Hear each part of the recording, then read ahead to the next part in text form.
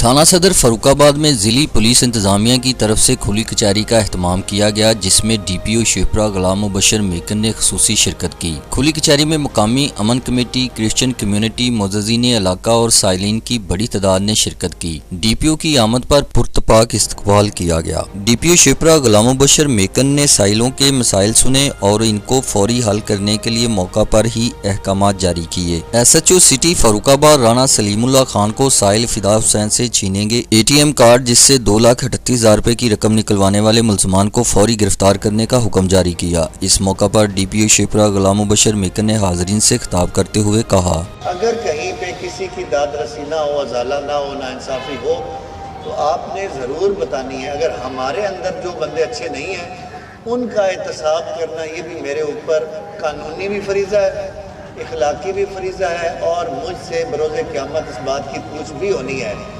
अगर किसी police officer ने किसी के साथ इंसाफ ना किया, शरीफ बंदे के साथ बदतमीज़ी की या अगर करप्शन की, तो इन तीनों चीज़ों में किसी सूरत में माफ़ी नहीं है।